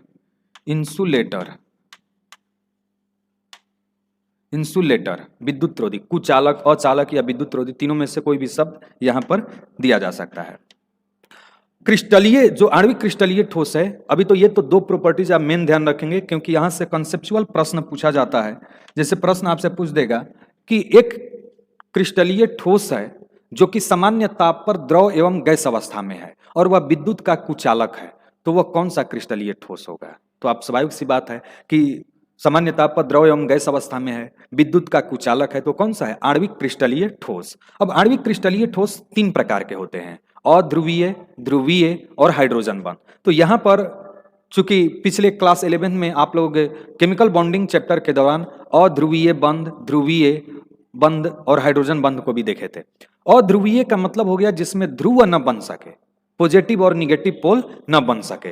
तो इसके एग्जाम्पल को आपको ध्यान रखना है। हीलियम तो खुद ही परमाणु है, ये तो किसी के साथ बंध ही नहीं बनाया है, ये आपस में आकर्षण बल है। आर्गन, H2 में अगर आप देखें तो ये H2 है, H2 दो हाइड्रोजन है, इसकी भी वैद्युत ऋणात्मकता 2.1 है और इसकी भी वैद्युत ऋणात्मकता 2.1 है। तो दोनों में से कोई इलेक्ट्रॉन एक दूसरे का नहीं खींच पाएगा, तो ना इस पर पॉजिटिव निगेटिव होगा, ना इस पर निगेटिव पॉजिटिव होगा। इसलिए H2 जो है ये कैसा है, अध्रुवीय है, इसमें ध्रुव का निर्माण नहीं हुआ है। लेकिन अगर इसी प्रकार से अगर हम देखें Cl2 दोनों की वैद्युत ऋणात्मकता क्या है, समान है। लगभग फ्लोरीन का 4 होता है, तो 4 से कुछ कम मान लीजिए, जैसे मैं मान लेता हूं, कुछ कम ज्यादा हो सकता है क्योंकि फ्लोरीन का 4 होता है, 4 फ्लोरीन के नीचे क्लोरीन है, तो उससे कम हम मान लेते हैं 3.6 मान लेते हैं, इसका भी 3.6 मानेंगे। दोनों का जो डिफरेंस है वो 0 है, यानी नेट फोर्स 0 है, कोई भी इलेक्ट्रॉन किसी का ले नहीं सकता है, खींच नहीं सकता है। तो ये भी क्या है, अध्रुवीय है, यानी किसी पर पॉजिटिव प्लस माइनस नहीं बनेगा। इसमें किसी पर प्लस माइनस बनेगा क्या, इस पर हम प्लस माइनस कर दें, नहीं, क्योंकि इसका ये इलेक्ट्रॉन ले नहीं सकता, इसका इलेक्ट्रॉन ये इलेक्ट्रॉन दे नहीं सकता, क्योंकि दोनों की आवश्यकताएं समान है, दोनों एक ही परमाणु है। I2 भी ऐसा ही है, I2 भी यही है। इसको देख लेते हैं, कार्बन डाइऑक्साइड। तो कार्बन डाइऑक्साइड को आप लोग देखेंगे तो कार्बन डाइऑक्साइड, चूंकि कार्बन के पास 4 इलेक्ट्रॉन है, चारों इलेक्ट्रॉन यहां पे बंध बनाने में भाग ले लिया है, ऑक्सीजन यहां पर हो गया CO2। इसके पास कोई भी लोन पेयर नहीं है। केमिकल बॉन्डिंग चैप्टर जब आप 11 में पढ़ेंगे तो वहां पर एक थ्योरी है, VSEPR theory, valence shell electron pair repulsion theory. वो थ्योरी कहता है कि अगर लोन पेयर रहता है, उस थ्योरी के अनुसार जो प्रतिकर्षण बल होता है वो सबसे अधिक लोन पेयर के बीच होता है, उसके बाद होता है लोन पेयर बॉन्ड पेयर के बीच होता है। अब लोन पेयर बॉन्ड पेयर क्या है वो आगे हम लोग जानेंगे केमिकल बॉन्डिंग चैप्टर में, वो क्लास 11 का पार्ट है, वो भी लेक्चर आप लोग देख सकते हैं। और बॉन्ड पेयर इससे सबसे कम होता है, बॉन्ड पेयर और बॉन्ड पेयर के बीच। तो ये इस मेन, अब इस पॉइंट पर जानना क्या है, इसको आप देखें कि चारों जो इलेक्ट्रॉन है बंध बनाने में भाग ले लिए, इस पर किसी भी प्रकार का लोन पेयर, कोई भी इलेक्ट्रॉन खाली नहीं है, यहां पर कोई इलेक्ट्रॉन नहीं है। तो ये जो बंध बना है समान दूरी पर रहना चाहेगा, और समान दूरी पर रहने का मतलब ये बराबर दूरी मात्र यही एक है, दूसरा कोई रास्ता नहीं है। इनके बीच जो सबसे मैक्सिमम दूरी होगा और मैक्सिमम दूरी पर रहेगा तो इसके बीच का एंगल होगा 180 डिग्री। जितना इलेक्ट्रॉन ये ले रहा है, जितना बल ये इस साइड में लगा रहा है, उतना ही बल इसके इस तरफ भी लग रहा है, तो इस पर किसी भी प्रकार का बल नहीं लगेगा, और यहाँ पे नेट फोर्स जो होगा वो 0 हो जाएगा। इसलिए ये भी क्या है, अध्रुवीय है। अगला एक एग्जाम्पल आप देख रहे हैं, CCl4 की अगर संरचना बनाएं तो CCl4 की संरचना कुछ इस प्रकार से है। इसके चारों तरफ क्लोरीन उपस्थित है, यानी कि कार्बन के चारों इलेक्ट्रॉन जो खींचने वाले हैं वो सब एक समान है और एकदम टेट्राहेड्रल संरचना के रूप में है, चतुष्फलकीय संरचना में है। तो हर जगह बराबर बल लगेगा। आप सोचो कि बीच में एक बैलून बांध दिया जाए, चारों धागे एकदम एक दूसरे पर बराबर मजबूती से उसी रूप में किया जाए, तो क्या वो बैलून कहीं भी किसी भी साइड में जा सकता है, नहीं जा सकता है। तो इसमें भी कोई ध्रुव नहीं बन रहा है। तो CCl4 किसका एग्जाम्पल हो गया, अध्रुवीय का, जिसको हम कहते हैं कार्बन टेट्रा क्लोराइड। तो आप ध्यान दें, इसके एग्जाम्पल को ध्यान रखें, helium, argon, H2, Cl2, I2, CO2 और CCl4। दूसरा जो है ध्रुवीय में जैसे आप लोग देख रहे हैं कि यहां पर, जैसे इस पॉइंट को देखें, ध्रुवीय का जैसे फर्स्ट एग्जाम्पल है HCl, पहला हम एग्जाम्पल लिए हैं HCl। तो इसमें आपके NCERT भी जो बुक है HCl का एग्जाम्पल जब रखा हुआ है तो आप समझ सकते हैं कि यहां से क्वेश्चन भी बनेगा। तो देखिए यहां पे हाइड्रोजन की जो वैद्युत ऋणात्मकता होता है वो कितना है, 2.1, और क्लोरीन की जो वैद्युत ऋणात्मकता है क्लोराइड के रूप में जब ये होगा तो ये जो इसकी वैद्युत ऋणात्मकता हम ऊपर अभी माने 3.6, तो स्वाभाविक वैद्युत ऋणात्मकता यानी इलेक्ट्रॉन को आकर्षित करने की जो क्षमता है, तो इलेक्ट्रॉन जो खींचेगा क्लोरीन, इसलिए इस पर माइनस चार्ज हो जाएगा और इस पर प्लस चार्ज हो जाएगा। तो आप देख रहे हैं कि यहाँ पे ध्रुव बन जा रहा है। तो जब ध्रुव बनेगा तो उसको कहते हैं ध्रुवीय। तो HCl में ये ध्रुव बन गया, HCl में। अब थोड़ा सा हम SO2 का स्ट्रक्चर देखते हैं, SO2 का, SO2 NH3 इत्यादि का। तो देखिए SO2 की संरचना की बात करें तो सल्फर 16वें वर्ग का तत्व, इसके बाद हम कोष में 6 इलेक्ट्रॉन है। अब 6 इलेक्ट्रॉन में जो 4 इलेक्ट्रॉन है वो बंध बनाने में भाग ले लेते हैं, बंध बनाने में ये ऑक्सीजन से बंध बनाते हैं, ऑक्सीजन से बंध बनाते हैं। अब ये मैं इसको हम बेंड क्यों किए हैं, तो ये वेस्पर थ्योरी के अनुसार यहाँ पर एक लोन पे जो, चूंकि सल्फर के एटम कोष में कितने इलेक्ट्रॉन है, 6 इलेक्ट्रॉन है, तो आप देख रहे हैं कि 4 इलेक्ट्रॉन जो हैं वो तो बंध बनाने में भाग ले लिए, और ये जो 2 इलेक्ट्रॉन है ये बंध नहीं बनाया है। तो वेस्पर थ्योरी कहता है, मैं अभी बताया था कि लोन पेयर के बीच सबसे ज्यादा प्रतिकर्षण बल लगता है, उसके बाद लगता है लोन पेयर बॉन्ड पेयर के बीच, और सबसे कम लगता है बॉन्ड पेयर के बीच। तो यहां पे देख रहे हैं ये लोन पेयर है, जो बंध बनाने में भाग नहीं लिया ये क्या हो गया, लोन पेयर, और जो बंध बनाने में भाग लिया ये है बॉन्ड पेयर। तो लोन पेयर जो है बॉन्ड पेयर को प्रतिकर्षित करेगा, ये इसको प्रतिकर्षित करेगा, तो ये बेंड हो जाता है, मुड़ जाता है। अब मुड़ने के कारण जो नेट फोर्स है वो नीचे की ओर अधिक लग रहा है। अब आप देखेंगे कि जो नेट फोर्स है वो नीचे की ओर अधिक लग रहा है और ऊपर की ओर कम लग रहा है। तो जब नेट फोर्स जो है जीरो ना हो, नेट फोर्स एक तरफ अधिक लग रहा हो और एक तरफ कम लग रहा है, तो वहां पर ध्रुवीय की ये प्रॉपर्टीज हो जाती है। तो यहां पर आप देखेंगे चूंकि CO2 में ऐसा नहीं था बच्चों, CO2 का बैक करके आप देखेंगे तो CO2 में 4 ही इलेक्ट्रॉन था और चारों बंध बना लिया था ऑक्सीजन से ये बंध बना लिया था, और कोई लोन पेयर नहीं है, तो बराबर दूरी पर है। और यहाँ पे लोन पेयर जो है इसको क्या कर दिया है, बेंड कर दिया, मोड़ दिया है, तो नीचे की ओर नेट फोर्स अधिक लग रहा है, तो ये ध्रुवीय हो गया। अब यहाँ पर दोनों तरफ बराबर बल से इलेक्ट्रॉन खींचे जा रहे हैं, आकर्षित किए जा रहे हैं, तो ये हो गया अध्रुवीय। CO2 किसका एग्जाम्पल हो गया, अध्रुवीय का, और SO2 किसका हो गया, ध्रुवीय का। सेम यही स्थिति बनता है NH3 में। NH3 की भी आप स्थिति देखेंगे, NH3 की अगर हम स्थिति की बात करें तो NH3 में 3 बंध बन रहे हैं। NH3 में आप गौर करेंगे तो एक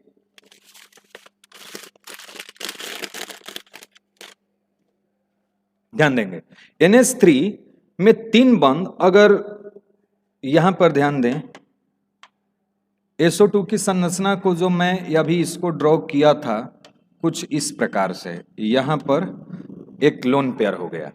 अब NH3 को देखें तो NH3 में 3 बंध बन रहे हैं, 3 बंध, लेकिन यहां पर ये जो संरचना है त्रिभुजीय समतलीय है। यहां पर प्रत्येक के बीच का जो एंगल है, कोण है, वो 120 डिग्री का कोण है। लेकिन जब इसके ऊपर आप देख रहे हैं कि एक लोन पेयर आ गया, ये एक लोन पेयर आ गया, ये तीनों को प्रतिकर्षित करेगा, इसको भी प्रतिकर्षित करेगा। तो ये जो बंध जो 120 डिग्री पर है, ये अब नीचे की ओर झुकेगा, नीचे की ओर झुकेगा। ये जो आपको ये संरचना दिख रहा है वास्तविक रूप से ये ऐसे है, ये इस रूप में है। इस संरचना को आप देख रहे हैं कि पिरामिड के आकार का है। यह संरचना कैसा है, पिरामिड के आकार का। तो NH3 की जो संरचना होता है उसको कहा जाता है पिरामिडल शेप। क्या कहते हैं, पिरामिडल शेप, पिरामिड के समान संरचना हुआ। क्यों हुआ, क्योंकि यहां पर एक लोन पेयर आया और तीनों को प्रतिकर्षित किया। और जब तीनों को प्रतिकर्षित किया तो आप देख रहे हैं नेट फोर्स जो नीचे की तरफ अधिक लग रहा है, ऊपर की तरफ कम लग रहा है, तो ये एक ध्रुव का निर्माण कर दिया। इसलिए किसका एग्जाम्पल हो गया, ध्रुवीय का। एक और चीज, NCERT ने इसे NH3 को ध्रुवीय के अंतर्गत रखा हुआ है, परंतु अगर आप केमिकल बॉन्डिंग आप पढ़े हुए हैं, केमिकल बॉन्डिंग चैप्टर आप देखेंगे तो ये हाइड्रोजन बंध बनाने वाला भी अणु है NH3।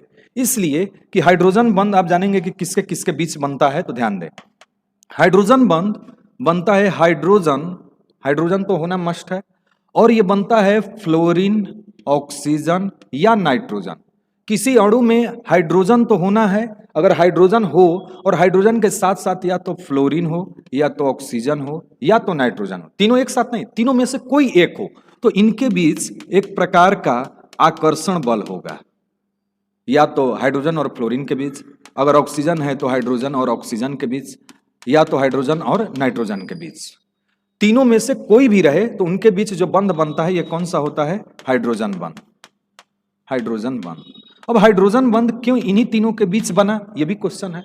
क्योंकि फ्लोरीन, ऑक्सीजन और नाइट्रोजन की जो वैद्युत ऋणात्मकता होती है वो काफी उच्च होता है। फ्लोरीन का अगर वैद्युत ऋणात्मकता अगर देखें तो सबसे अधिक 4.0, ऑक्सीजन का हो जाता है 3.5 के समथिंग, नाइट्रोजन का हो जाता है 3 पॉइंट समथिंग।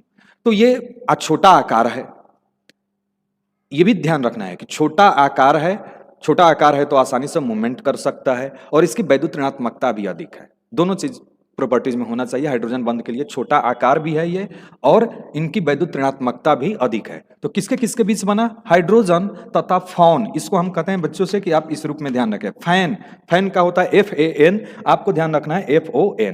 तो हाइड्रोजन बंध आपका अगर अणु की बात करें तो H2O में आप देखेंगे तो ऑक्सीजन तो है और हाइड्रोजन भी है।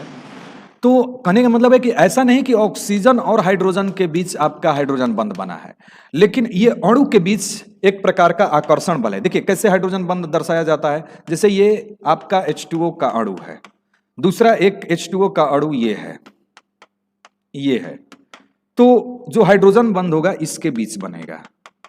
अगर कोई दूसरा हाइड्रोजन, दूसरा जल का अणु यहां पर है, ये आपस में तो सहसंयोजक बंध बनाया है, लेकिन आपस में ये एक प्रकार का आकर्षण बल जो बनाया, देखिए ये एक जल का अणु हो गया, ये एक जल का अणु हो गया, ये एक जल का अणु हो गया। इन अणुओं के बीच जो ये बंध बना है ना, ये है हाइड्रोजन बंध। हाइड्रोजन बंध। इसी प्रकार से यदि हम देखें अमोनिया को, इसी प्रकार से यदि हम लोग देखें अमोनिया को तो NH3, ये एक अमोनिया का अणु है, ये भी एक अमोनिया का अणु है, तो इसके बीच भी एक प्रकार का आकर्षण बल होगा, जैसे इसके बीच भी एक प्रकार का आकर्षण बल होगा जो कि हाइड्रोजन बंध होगा।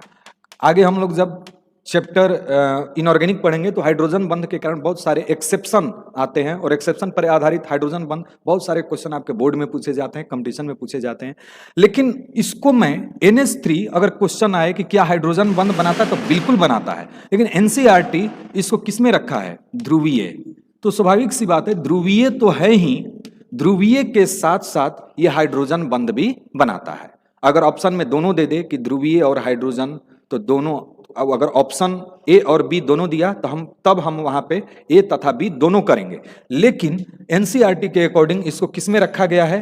तो ध्रुवीय हाइड्रोजन, ध्रुवीय आणविक ठोस में NCERT ने इसमें रखा हुआ है, NCERT के एग्जाम्पल में। लेकिन आगे NCERT में ही खुद इसे हाइड्रोजन बंध के प्रॉपर्टीज को बताया गया है, तो आप इसको ध्यान रखेंगे कि इसको किसके अंतर्गत रखें? ध्रुवीय के। लेकिन ऐसा नहीं कि यह हाइड्रोजन बंध नहीं बनाता है, ये हाइड्रोजन बंध बिल्कुल बनाता है।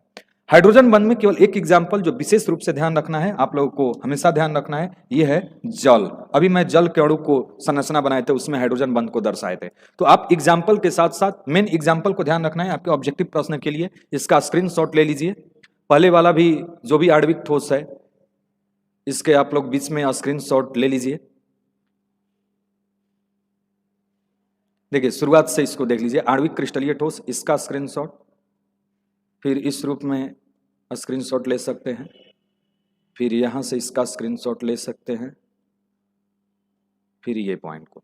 अब इसके बाद अभी तो हम लोग आणविक क्रिस्टलीय ठोस देखे, अब दूसरा हम लोग देखने जा रहे हैं आयनिक क्रिस्टलीय ठोस। नाम से ही पता चल रहा है कि इसमें आयन बंध, आयनिक बंध उपस्थित होगा।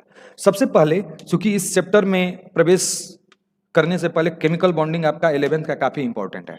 आयनिक बंध उन्हीं के बीच बनता है। देखिए मेन एक कंसेप्ट है कि यदि किन्हीं दो पर आयनिक बंध, ऐसा नहीं होता है कि कहीं पे 100% आयनिक बंध है और 100% कहीं पे सहसंयोजक बंध है। हाँ, 100% सहसंयोजक बंध कब बनता है उसको भी हम लोग देखेंगे। जब वैद्युत ऋणात्मकता का अंतर, इलेक्ट्रोनिगेटिविटी जिसको कहते हैं, 1.9 से अधिक हो तो उसके बीच लगभग ये देखा गया है कि उसके बीच आयनिक बंध बनता है। आयनिक बंध, और आयनिक बंध की मेन प्रॉपर्टीज क्या है कि ये जो बंध बनता है धातु और अधातु के बीच, धातु और अधातु के बीच जो बंध बनता है, ये कौन सा बंध होता है? आयनिक बंध। ये कौन सा बंध है? आयनिक बंध। जैसे अगर हम धातु में देखें सोडियम और अधातु में देखें, पीरियोडिक टेबल में जो 17वें वर्ग के तत्व हैं, 16वें वर्ग के तत्व हैं, उसमें अधिकांश अधात्विक गुण हैं, वो सभी अधातु हैं। तो ये धातु हो गया और ये हो गया अधातु। अब ये अधातु का गुण है को इलेक्ट्रॉन आकर्षित करने की क्षमता रखता है, तो इस पर माइनस होगा चार्ज और इस पर प्लस चार्ज। ध्रुवीय का भी एक ऐसा प्रॉपर्टीज है, लेकिन ध्रुवीय में इतना शक्ति नहीं होता है कि पूर्णतः उसके इलेक्ट्रॉन को छीन ले, उसमें साझा होता है, लेकिन ये सीधा सीधा इलेक्ट्रॉन का स्थानांतरण कर देता है, तब ये जाकर हुआ आयनिक बंध। इसके बीच जो बंध हुआ, ये कौन सा बंध हुआ? आयनिक बंध। आयनिक बंध एक प्रकार का आकर्षण बल है, प्रबल एक आकर्षण बल, सबसे प्रबल आकर्षण बल होता है आयनिक बंध। तो जिन अणुओं में आयनिक बंध बनता है उसको कहा जाता है आयनिक क्रिस्टलीय ठोस। जिनके बीच अगर बंध बन रहा है आयनिक बंध तो उसको कहते हैं आयनिक क्रिस्टलीय ठोस। आप ध्यान दें, यहां पर सिंपल सा डिफिनीशन के रूप में यहां पे दर्शाया गया है कि वह क्रिस्टलीय ठोस जिसमें आयन यानी धनायन तथा ऋणायन के बीच प्रबल आयनिक बंध उपस्थित होता है उसे आयनिक क्रिस्टलीय ठोस कहते हैं। आयन यानी कि धनायन और ऋणायन के बीच कैसा बंध है? आयनिक बंध है। अब इसका मेन प्रॉपर्टीज पर, इसके जो कंसेप्ट से क्वेश्चन पूछे गए हैं उसको आप ध्यान देंगे कि आयनिक ठोस जो होते हैं प्रबल बंध के कारण काफी कठोर होते हैं ठोस अवस्था में, लेकिन जब ये ठोस अवस्था में होते हैं तो कण कहीं पर गति नहीं कर सकते हैं, इसलिए ठोस अवस्था में ये विद्युत के कुचालक होते हैं, इंसुलेटर होते हैं। तो आयनिक क्रिस्टलीय ठोस सामान्यतः ठोस अवस्था में विद्युत का कुचालक इंसुलेटर विद्युत रोधी होते हैं, परंतु गलित अवस्था में जैसे इसको पानी में घोल दिया जाए तो आयन जो होते हैं इसके धनायन और ऋणायन वो गति करने लगते हैं। आयन जो होंगे वो क्या करेंगे? इधर उधर गति करेंगे। इस आयन के गति के कारण इससे जो त्यागे जा रहे हैं जो इलेक्ट्रॉन, जो ग्रहण किए जा रहे हैं वो इलेक्ट्रॉन, उसमें गति के कारण ये द्रव अवस्था में विद्युत के सुचालक हो जाते हैं। अब आप देखेंगे कि एनसीईआरटी में एक क्वेश्चन है, वो आगे अभी क्वेश्चन है, आपसे कैसे कंसेप्चुअल क्वेश्चन पूछे जा सकते हैं। एक बार क्वेश्चन ध्यान से सुनिएगा कि एक क्रिस्टलीय ठोस ए है जो कि कठोर है और वो ठोस अवस्था में विद्युत का कुचालक है, इंसुलेटर है, तथा द्रव अवस्था में विद्युत का सुचालक है। तो वो पदार्थ कौन सा होगा? तो वो होगा आयनिक क्रिस्टलीय ठोस जिसमें आयन बन रहे हो, जैसे NaCl, KCl। अब जैसे ये सब आप देखें प्रथम वर्ग और दूसरे वर्ग के तत्व धातु हैं, सोडियम पर प्लस चार्ज, Cl पर minus charge, KCl, MgCl2, calcium chloride CaCl2, K2SO4, ये सब क्या है? ये आयनिक क्रिस्टलीय ठोस हैं, क्योंकि इनके बीच आप देख रहे हैं कि सोडियम हुआ, पोटेशियम हुआ, मैग्नीशियम हुआ, पोटेशियम हुआ, ये सब धातु हैं और ये सब जो हैं इसके अलग जो ये बंध बनाए हुए हैं ये सब अधातु के रूप में इसके साथ आकर्षण के केंद्र बने हुए हैं इसका। तो इनके बीच जो बंध बना हुआ है ये कौन सा बंध बना है? आयनिक बंध। और ये किसके एग्जाम्पल हो जाएंगे? ये आयनिक क्रिस्टलीय ठोस का है। कौन कौन से?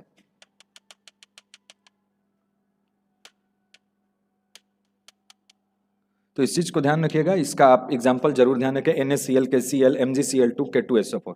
नोट, सामान्यतः यह देखा गया है कि प्रथम, इसके अलावा भी हैं जो भी धातु होंगे, जैसे प्रथम वर्ग के तत्व और दूसरे वर्ग के तत्व अगर उसमें उपस्थित हैं और साथ ही साथ अधातु है तो वो आयनिक क्रिस्टलीय ठोस को दर्शाते हैं, जैसा कि आप लोग पहले देखे थे।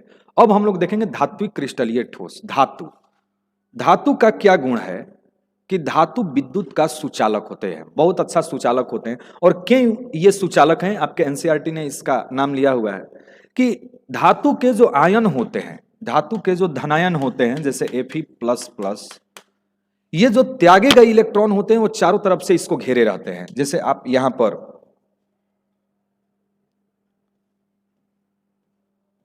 ध्यान दें, कहने का मतलब है कि अगर कोई धातु धनायन है जैसे आयरन है, Fe++, आयरन के हम कण लिए हैं, तो आप देख रहे हैं कि प्रत्येक पर 2-2 प्लस चार्ज है। ये क्या दर्शाता है कि ये 2 इलेक्ट्रॉन को त्याग किया है और ये इलेक्ट्रॉन इसके चारों तरफ इर्द गिर्द ही उपस्थित होते हैं, इसके इर्द गिर्द ही उपस्थित है। और ये इलेक्ट्रॉन गतिशील इलेक्ट्रॉन होते हैं। कैसा होते हैं? गतिशील इलेक्ट्रॉन होते हैं। अब ये गति करने के कारण ये विद्युत और उष्मा का बहुत अच्छा सुचालक होते हैं। आपसे क्वेश्चन लघुतरीय प्रश्न में आपके बोर्ड एग्जाम में भी पूछा जा सकता है कि जो धात्विक क्रिस्टलीय ठोस होते हैं वो विद्युत तथा उष्मा का बहुत अच्छा सुचालक होते हैं। क्यों? ऐसा क्यों है? क्योंकि इसमें जो धातु धनायन है वो गतिशील इलेक्ट्रॉनों से घिरे होते हैं। आप देख रहे हैं कि गतिशील इलेक्ट्रॉनों से चारों तरफ घिरे हुए हैं और ये गतिशील इलेक्ट्रॉन जो होता है वो विद्युत को प्रवाहित करने में या उष्मा को संचालित करने में ये काफी मदद करता है, इसलिए ये विद्युत का सुचालक और उष्मा का भी सुचालक होता है। ये कंसेप्ट जरूर ध्यान रखिएगा। जैसे यहाँ पे आप देखेंगे, इसी पॉइंट को यहाँ पे दर्शाया गया है कि वह क्रिस्टलीय ठोस जिसमें धातु धनायन सामान्यतः गतिशील इलेक्ट्रॉनों से घिरे होते हैं तो उसे धात्विक क्रिस्टलीय ठोस कहते हैं। एनसीईआरटी ने इस रूप में नाम लिया गया है उसमें कि जो इसमें जो धातु धनायन होते हैं, जो धनायन कण होते हैं, वो इलेक्ट्रॉनों के समुद्र में होते हैं। समुद्र यानी कि चारों तरफ से उसके पास इलेक्ट्रॉन है और ये इलेक्ट्रॉन क्या करते हैं, चारों तरफ गति करते हैं और गति करेंगे तो क्या होगा, ऊष्मा और विद्युत का ये इसको संचालित करेंगे, उसको सुचालक बनाते हैं।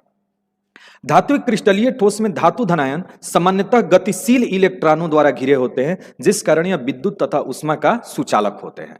ये क्या होते हैं, विद्युत तथा ऊष्मा का सुचालक होते हैं। बीच बीच में बच्चों आप इस लेक्चर को रोकते हुए, स्क्रीनशॉट लेते हुए आप अगर लेक्चर बनाना चाहें, आप नोट्स बनाना चाहें, तब भी आप आसानी से कर सकते हैं। जो ऑफलाइन क्लास करते हैं सभी बच्चे नोट्स बनाए हुए हैं।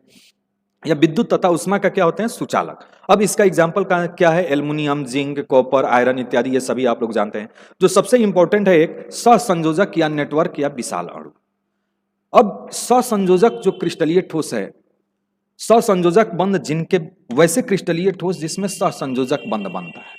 अब सहसंयोजक बंध किसके बीच बनेगा, दो परमाणु, कोई भी दो परमाणु हो जिनकी वैद्युत ऋणात्मकता का अंतर शून्य हो या 1.9 से कम भी है, तो उनके बीच कौन सा बंध बनेगा, सहसंयोजक बंध। जैसे अगर हम H2 तो हम आणविक में ले लिए हैं, लेकिन अगर कोई भी जिनके बीच सहसंयोजक बंध बन रहा हो, सहसंयोजक बंध बन रहा हो और वो काफी, जब सहसंयोजक जैसे कार्बन वाला जो भी आप बनाते जाएंगे, कार्बन एक इसमें श्रृंखलन गुण बहुत ज्यादा होता है, ये श्रृंखला बनाने लगता है। अब श्रृंखला बनाने का मतलब है कि ये एक जाल नुमा संरचना बनाते जाएगा, एक आपस में ये जाल नुमा संरचना भी बनाते जाएगा। अब जाल नुमा संरचना बनाने के कारण इसको कहा जाता है नेटवर्क ठोस। क्या कहा जाता है, नेटवर्क ठोस। अब चूंकि जाल नुमा संरचना हुआ तो बहुत एक साथ ये बहुत सारे अणु जो परमाणु है जब एक साथ जुड़ जाएंगे तो बहुत बड़ा कण का निर्माण कर लेगा। जब बहुत बड़ा कण बनाएगा तो इसीलिए इसको कहा जाता है विशाल अणु। कार्बन के चारों इलेक्ट्रॉन बंद बनाने की शक्ति रखते हैं। तो आपसे कभी ऑर्गेनिक में ये पॉइंट आएगा कि श्रृंखलन गुण सबसे किस में होता है, तो कार्बन में होता है। इसीलिए कार्बन के जो भी अपरूप, चाहे हीरा है, ग्रेफाइट है, ये सभी किसके एग्जाम्पल हैं, सहसंयोजक या नेटवर्क ठोस के। तो देखिए, वह क्रिस्टलीय ठोस जिसमें परमाणुओं के बीच सहसंयोजक बंध उपस्थित होता है उसे सहसंयोजक या नेटवर्क या विशाल अणु कहते हैं। ये तो एक सिंपल सा डिफिनीशन है, लेकिन बच्चों जो सहसंयोजक का मेन प्रॉपर्टीज है और एनसीईआरटी ने जो क्वेश्चन शामिल किया है उस पर विशेष ध्यान रखना है। सहसंयोजक क्रिस्टलीय ठोस ये अत्यंत कठोर होते हैं, बहुत ज्यादा कठोर होते हैं, क्योंकि ये चारों तरफ से सहसंयोजक बंध से जुड़े होते हैं। इसके अपवाद भी हैं, जैसे ग्रेफाइट जो है वो मुलायम होता है। तो ग्रेफाइट की प्रॉपर्टीज को थोड़ा सा हम लोग अलग रखते हैं, लेकिन ग्रेफाइट के अलावा की जो बात करें, ये बहुत सारे बंध आपस में बनने के कारण, सहसंयोजक बंध बनने के कारण ये क्या होते हैं, ये अत्यंत कठोर होते हैं, बहुत ज्यादा ये कठोर हो जाते हैं। अब कठोर अवस्था में चूंकि अत्यंत कठोर है, तो ये दूसरा जो इसका मेन गुण है कि ये द्रव अवस्था या ठोस अवस्था किसी भी अवस्था में हो, ये विद्युत का हमेशा कुचालक होता है, इंसुलेटर। चाहे वो द्रव अवस्था हो चाहे वो ठोस अवस्था हो, दोनों अवस्थाओं में विद्युत का कुचालक होता है, इंसुलेटर होता है, सिवाय ग्रेफाइट के। ग्रेफाइट क्यों ऐसा कर दिया है, क्यों ऐसा वो विद्युत का सुचालक भी हो जाता है और वो मुलायम भी है, उसको भी अभी हम लोग देखेंगे। तो देखिए, यह सामान्यतः अत्यंत कठोर होते हैं, इस पॉइंट को ध्यान रखिएगा। यह सामान्यतः ठोस एवं गलित को ही द्रव अवस्था में विद्युत का कुचालक होते हैं। और इसके एग्जाम्पल को आप जरूर ध्यान रखिएगा। एनसीईआरटी ने ये चारों 505 एग्जाम्पल लिए हैं, हीरा, ग्रेफाइट, क्वार्ट्ज, सिलिकॉन कार्बाइड और ALN, एल्युमिनियम नाइट्राइल। तो ये पांचों एग्जाम्पल को आप जरूर ध्यान रखिएगा, क्वार्ट्ज, हीरा, ग्रेफाइट, SiC, सिलिकॉन कार्बाइड और एल्युमिनियम नाइट्राइल। अगला जो है एक क्वेश्चन का, एनसीईआरटी का ही क्वेश्चन है, आप इस क्वेश्चन कैसे पूछा गया है और इसके कंसेप्ट को देखेंगे तो आप आसानी से इसका आंसर दे देंगे कि ठोस अत्यधिक कठोर एवं ठोस एवं गलित दोनों अवस्थाओं में विद्युत का कुचालक है, तो वह पदार्थ क्या हो सकता है। तो आप जानते हैं कि 3 चीज पे इस पे ध्यान देना है कि ये कैसा है, तो कठोर है। कैसा है, कठोर है। दूसरा चीज, ये ठोस और गलित दोनों अवस्थाओं में विद्युत का कुचालक है।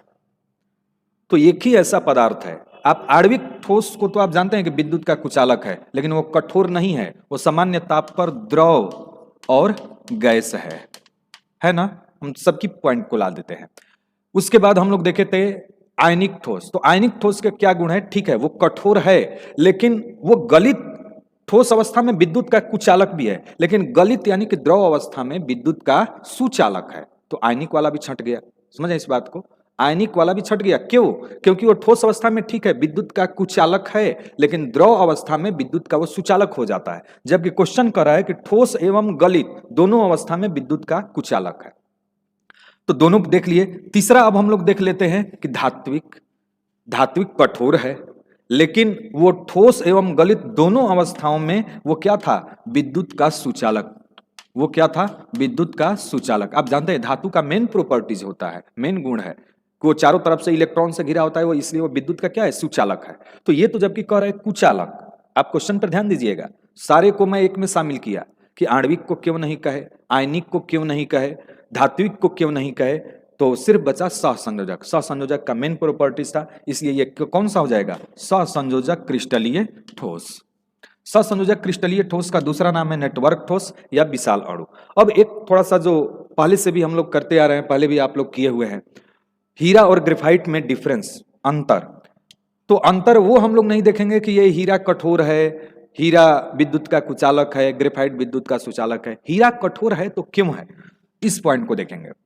तो हीरा की कठोरता तो पॉइंट पता चल जाएगा। हीरा के जो कार्बन है वो चारों अलग अलग बंध से जुड़े होते हैं, जिसके कारण इसका जो संकरण होता है, हाइब्रिडाइजेशन होता है हीरा में कार्बन का संकरण आप देखेंगे कि इसका संकरण होता है sp3। एक बार बोर्ड में पूछा गया है sp3। sp3 का मतलब हुआ कि जो संकरण प्रक्रिया में आप जानते हैं कि s में 1 कक्षक होते हैं और p में 3 कक्षक होते हैं, 3 कक्षक होते हैं।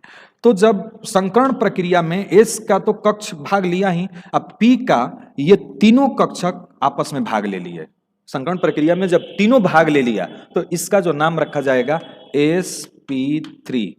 मैं s, चूंकि बेसिक असर से बच्चों हम कर रहे हैं, पहले से जो बच्चे पढ़े हुए हैं उनके लिए काफी ये इजी रूप में लगेगा कि s में केवल 1 कक्षक होता है, s में केवल 1 कक्षक होता है, p में 3 कक्षक ऑर्बिटल होते हैं, d में 5 होते हैं और f में 7 होते हैं। तो जब s के 1 कक्षक भाग लिया और p के तीनों भाग ले लिया तब इसका संकरण क्या कहलाएगा? sp3। जबकि ग्रेफाइट में जो सारे जो बंध हैं इस रूप में नहीं जुड़े होते हैं, थोड़ा सा वो अलग बंध दर्शाता है, उसमें जो बंध बनता है एक S जो है वो बंध बनाता है और P के केवल 2 कक्षक बंध बनाने में यानी संकरण प्रक्रिया में भाग लेते हैं। S के 1 और P के 2 कक्षक भाग लेते हैं। अब S का 1 लिया, P के 2 लिए, तो ये क्या कहलाया? sp2। तो ग्रेफाइट में जो संकरण है वो क्या है? sp2। और हीरा में जो संकरण है वो क्या है? sp3।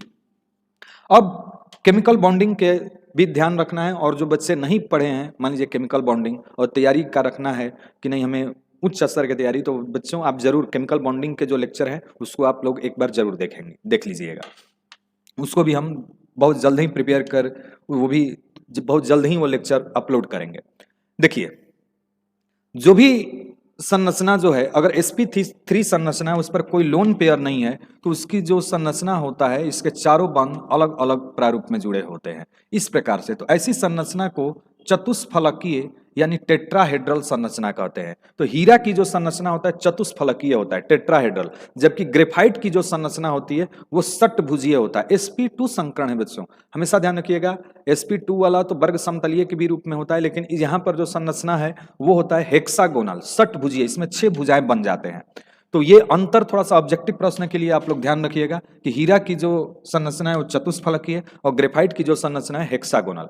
सबसे जो मेन पॉइंट है अब है हीरा का जो प्रत्येक परत होता है, जैसे मान लेते हैं कि ये एक हीरा का परत हो गया और ये हो गया दूसरा परत। तो हीरा और ग्रेफाइट में यदि हम हीरा के जो प्रत्येक परत की बात करें तो प्रत्येक परत चूंकि आपस में एक बंध द्वारा जुड़ा रहेगा और ये बंध एक प्रबल बंध है, ये बंध है सहसंयोजक बंध। यहां पर जो बंध बना है हीरा में प्रत्येक परत का, ये बंध कौन सा है? सहसंयोजक। और सहसंयोजक एक मजबूत बंध है। अब सहसंयोजक बंध होने के कारण ये आपस में फिसलता नहीं है, ये हिल डुल नहीं सकता, इसलिए हीरा क्या होता है? अत्यंत कठोर होता है। जबकि ग्रेफाइट में कोई बंध फ्री नहीं होता है, इसका इलेक्ट्रॉन फ्री नहीं होता है, तो इनके बीच केवल एक आकर्षण बल होता है और ये आकर्षण बल होता है दुर्बल वांडर वाल बल, जिस कारण ये आसानी से एक दूसरे के ऊपर परत फिसल सकते हैं। इसलिए ग्रेफाइट क्या होता है? मुलायम होता है। इसी पॉइंट को हम लोग यहां भी किए कि हीरा में प्रत्येक परत के बीच सहसंयोजक बंध उपस्थित होता है, जिस कारण हीरा कठोर होता है। जबकि ग्रेफाइट में प्रत्येक परत के बीच दुर्बल वांडर वाल बंध उपस्थित होता है, जिस कारण ग्रेफाइट क्या होता है? मुलायम होता है। और यही मेन कारण है कि इसमें इलेक्ट्रॉन फ्री नहीं। अब यहाँ पे दुर्बल बंद है तो इलेक्ट्रॉन थोड़ा सा मुलायम होने के कारण फ्री हो जाते हैं और ये विद्युत के सुचालक भी हो जाते हैं। तो हीरा विद्युत का कुचालक होता है जबकि ग्रेफाइट विद्युत का सुचालक होता है। तो यहां तक का जो पॉइंट है प्यारे विद्यार्थियों, आप लोग पहले एनसीईआरटी का ये 1.4 तक का ये जो कंसेप्ट है, इसके बाद जो हम लोग को पढ़ना है क्रिस्टलीय जालक और क्रिस्टलीय जालक और एकक कोशिका यूनिट सेल, यानी क्रिस्टलीय लैटिस, क्रिस्टल लैटिस एवं यूनिट सेल, बहुत विस्तृत उसको भी हम लोग देखेंगे। पहले यहां तक के आप लोग सारे एनसीईआरटी के सभी भाग को कवर किया गया है, सारे जो आगे के क्वेश्चन ऑब्जेक्टिव भी कवर किया गया, इन सभी पॉइंट्स को आप लोग अच्छे से रिवीजन कर लीजिएगा। थैंक यू बच्चों।